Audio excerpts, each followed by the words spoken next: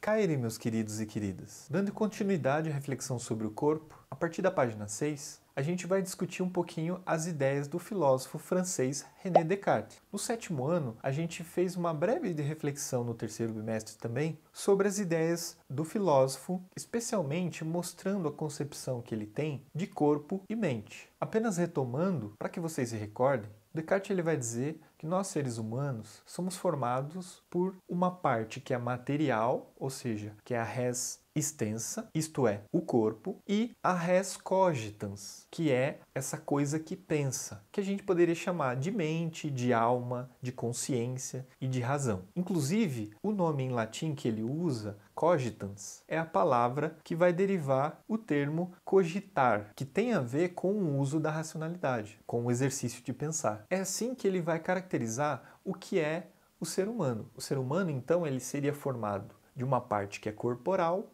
e de uma parte que é essa coisa que pensa, ou seja, essa parte que inclui pensamento, raciocínio e os pensamentos em geral. Eu peço que vocês leiam o texto da página 6, Olhar de Filósofo, com bastante atenção, e ali vocês vão perceber que o contexto da Revolução Industrial, que é o contexto de desenvolvimento científico que Descartes vive na história, ele vai influenciar na maneira como ele vai pensar, por exemplo, o corpo. Descartes acha que o corpo ele tem o seu funcionamento da mesma maneira que uma máquina. Só que diferente de uma máquina que precisa ser acionada com combustível, precisa ser ligada inicialmente e alimentada com combustível, etc., o corpo do ser humano seria uma espécie de autômato, ou seja, uma máquina que funciona por si mesma. Por isso que ali no livro vai aparecer com Descartes o relógio, em que ele está consertando um relógio ali, para fazer refletir sobre como o funcionamento de um relógio, como o funcionamento de uma máquina,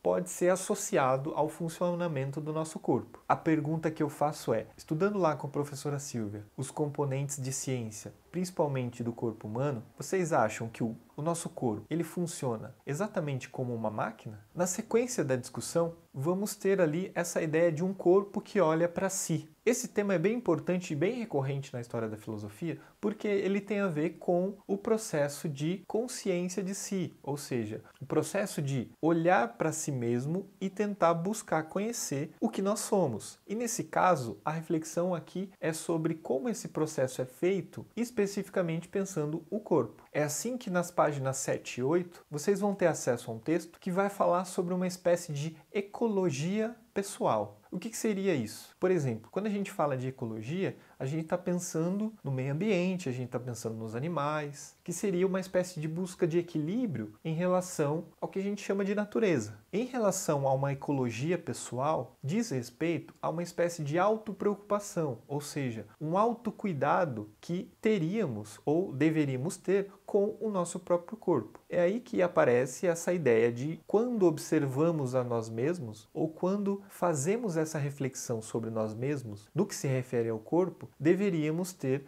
esse autocuidado, o que o texto ali vai chamar de ecologia pessoal, que seria esse cuidado em relação ao nosso corpo, em que utilizamos os mesmos princípios da ideia de ecologia para o meio ambiente, em que, ao cuidarmos do nosso corpo, buscamos equilíbrio, integridade e respeito com a vida. A gente ainda vai aprofundar um pouco mais essas discussões na nossa aula online semanal e tragam todas as perguntas e dúvidas que vocês encontram sobre esses temas. Façam a reflexão divertida da página 8 e 9 e na próxima aula a gente vai falar sobre as linguagens do corpo, como o corpo se expressa, quais são essas linguagens. Espero que vocês tenham gostado e até a próxima.